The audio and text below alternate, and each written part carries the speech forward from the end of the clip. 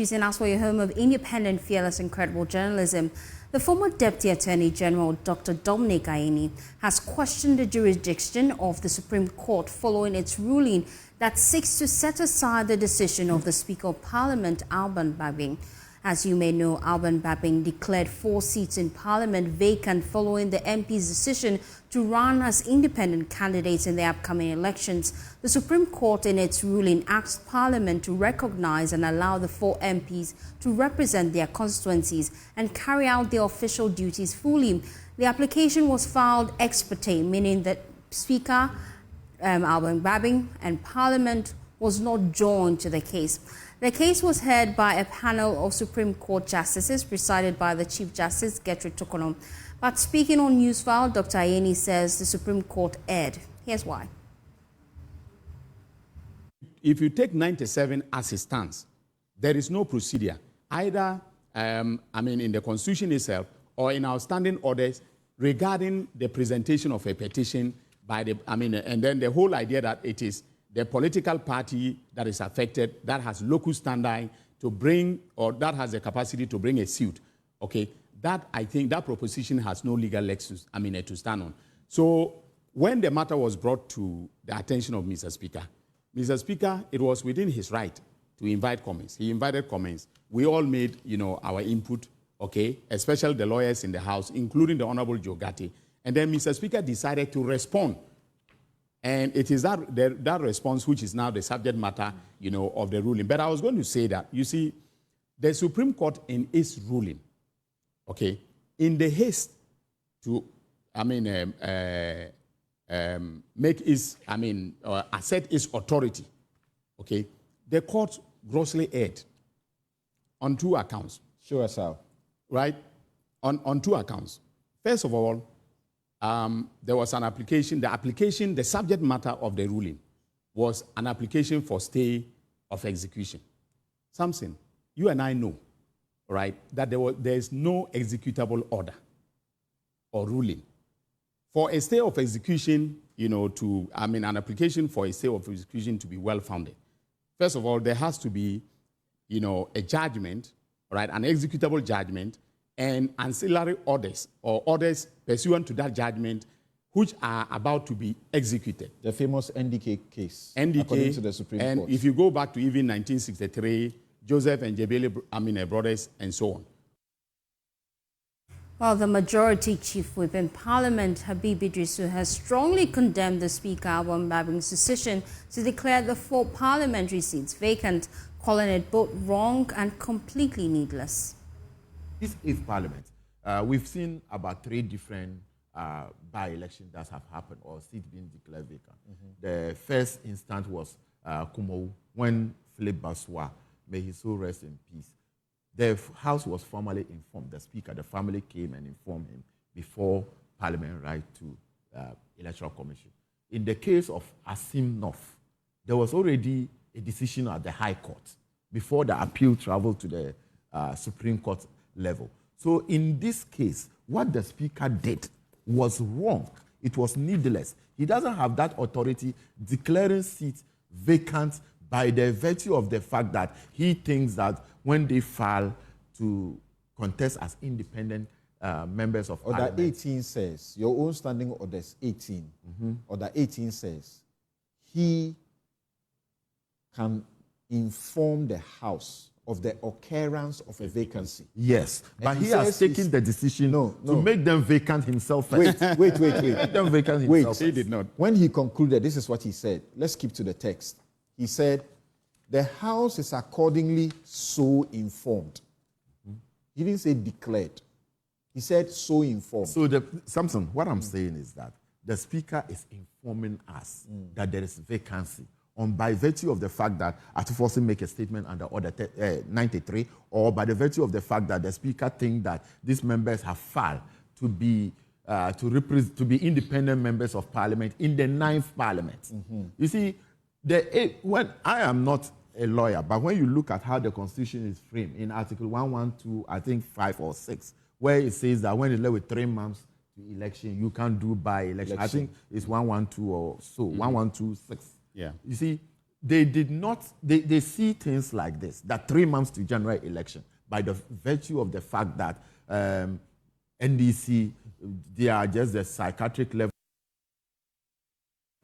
Well, Associate Professor and Head of Law at Ashesi University, Mame Mantse on Newsfile, has been offering some clarity on what the Apex Court can do regarding the jurisdiction of the court on this matter. First of all, as I said, I don't really think that there's an order to which a stay can apply, because I think it's not an executable order. I also not sure why that's an ex parte application. I think on the basis of the Audi Alterum Partem rule that the majority was invoking, that they should have, in full respect of that rule, chosen to give notice to the speaker, I think. When a person who has a duty exercises their duty and you disagree with it, I think you go for a supervisory order. You apply for a certiorari or mandamus, or as applicable, and that's on notice. So I'm a little stumped what the next step should be, to be honest. And again, the fact that the order is until the matter is determined, as opposed to the 10 days that ex parte applications are supposed to get. Perhaps the minority would like to request the court to review that order and bring it in compliance with the I get it that your advice to Parliament is that they should not say because there was no executable order and this could not have happened ex parte and so on and so forth, and that the grants, instead of for 10 days, has been given until it's turned into an interlocutory injunction, so to speak. They should disobey it. They should rather go to the same court and seek to set it aside before they proceed with what they have to do. Ex parte affoda says that even if an order or a judgment is unlawful, is wrong, you don't disobey it, correct? Yes, I think the method of, the whole point in a judicial system is to create some finality to actions. So if everybody is to take their own interpretation as correct and disregard the courts, we'll be back in a state of nature, to be honest. Well, the Galamsey Taki Teko Churu II has expressed worry over the impact of Galamsey on Ghana's water bodies, as he says the distraction dishonors our gods, ancestors, and the heritage we are meant to protect. Now, in a speech read on his behalf by the Mantse Ni Donko II at the 8th School of Social Sciences International Conference at the University of Ghana, he said the impact of Galamsey on Ghana's water body is alarming. Just as custodians of nature, like the Gan Wulom and myself, the Gan Mantse, tend to the sacred groves and the rivers, so must we as the people tend to the needs of our planet. Sustainable development ensures that we do not sacrifice the well-being of future generations for short-term gains. As we rebuild our economies in the post-COVID-19 era, we do so with deep respect for our natural resource, ensuring that our development does not deplete the land that sustains us. What we see in Ghana with the impact of Galamsey and our natural water bodies is a dishonor of our gods and ancestors. If for nothing at all, the pandemic has shown us how fragile our relation with the environment is. We must take this moment in the awakening interest in fighting Galamsey as an opportunity to reimagine how we live and work in harmony with nature. We must constantly remind ourselves, as did our ancestors, that the land we tread upon is a gift. It is the foundation of our identity. As our sustenance and our future. The social sciences can guide us in this endeavor, helping us understand how to balance development with conservation, ensuring that the Ghana state, and indeed all of Ghana and the world, remains a land of abundance for generations to come. In our royal courts, we know that no ruler stands alone. We are surrounded by wise counsel, by elders who speak with the voice of experience, by the Wulomon, and by scholars who build a light of knowledge. As a people privileged to be present in this post-pandemic. We are still your #1 news station. We'll be back after this break. Election Headquarters is brought to you by Petrosol Platinum Energy, Energizing Dreams, the Chartered Institute of Management Accountants, CIMA, the American Institute of Certified Public Accountants, AICPA, together as the Association of International Certified Professional Accountants. Also brought to you by German Ozone Medical Center, Alternative Therapy, Dental Wellness and Beauty, Chopbox Technologies, a convenient service, and Youth Bridge Foundation, bridging the gap for positive youth development. Now, let's take you now to the Volta region, where the New Patriotic Party has targeted about 300,000 votes in the region for this year's presidential upcoming election. Now, the presidential candidate for the NPP, Dr. Mahmoud Bawumia, is also in that region. He's hoping to ramp up all this vote. My colleague Fred Kwame Asari has a wrap of that. The NPP targets about 300,000 votes in the Volta region to help it break the 8-year electoral cycle, which has seen the NDC and the NPP rotate governance of the country since the inception of the Fourth Republic in 1992. Addressing the Volta Regional NPP Women's Wing Conference and campaign launch, the Volta Regional NPP Secretary, Pope Yaoyevo, reminded the participants of their role in helping Dr. Mahmoud Bawumia to win the 2024 presidential elections.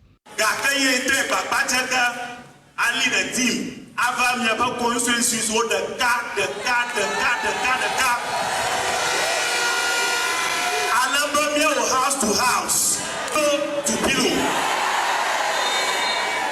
With that, our #1 is assured.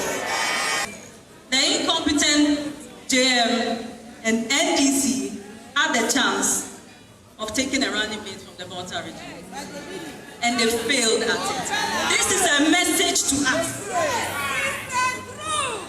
And picked Grand Mantse, pretending as if they love and support the women in this country.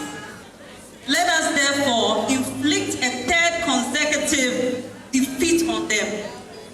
It is only when we rule long term that we will be able to share the good dreams of the NPP. The Deputy National Women's Organizer of the New Patriotic Party, Hajia Safia Mohammed, appealed to the people of the Volta region to ditch the NDC and vote for Dr. Mahmoud Bawumia.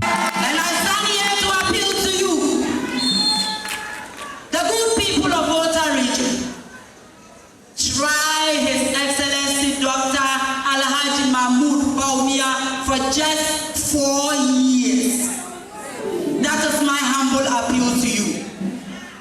Give him a try and see whether you see the loyal friend in him. The Volta Regional Women's Organizer, Hannah Ashade, underscored the importance of maintaining the NPP in power to ensure the progress of the country. That Volta region, this year election, 2024, they are not looking, they are not looking, they are going, they are going. If you want to go forward, you do what? You choose what? Fred Kwame Asari, JoyNews. Ho.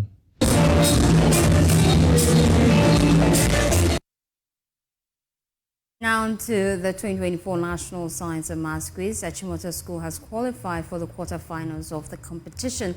Let's cross over now live to UCC. My colleague Jacqueline Ansumayewa is there. Jacqueline, tell us what happened.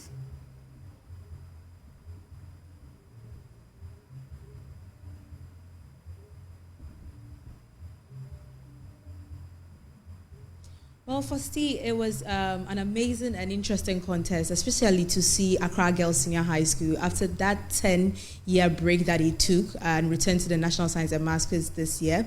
You know, they put up a spectacular performance. They nearly gave Achimota School a run for their money at a certain point because the contest at a point was between Achimota Senior High School and Accra Girls Senior High School, even though Sunyani Senior High School was part. But then at the end of the day, Achimota Senior High School had 46 points, Accra Girls 35, and Sunyani Senior High School 32 points. Speaking to Accra Girls Senior High School, they vowed to come back better and stronger. But then it wouldn't take them, let me say, a decade. It wouldn't take them that long for them to come back, hopefully next year. But then apart from that, we had that interesting contest. So far, at the end of the day, Keta Senior High Technical School had 57 points. But then the highest score for the day, I think roughly, is Keta Senior High School carrying the day with 57 points. And tomorrow, so we started the day with 81 schools. Now we are down to 63 schools, and we continue the contest tomorrow. But then JoyNews will pick 3 of the contests. So let me just run you through real quick. Tomorrow, the first contest is at 9 a.m., which will be live on JoyNews. Infantipim School versus Winneba Senior High and University Practice SHS. And at 12 p.m., we have Osei Trichie Senior High versus Adisadel College and versus Apam Senior High School. And the last contest is between the reigning champions, that's Presec Legon and Ghana SHS Tamale and Kofi Eje SHTS. These are the contests that will be live tomorrow on JoyNews, which our audience should stick around for hopefully tomorrow. We'll be looking forward to that, Jackie. Thank you for joining us.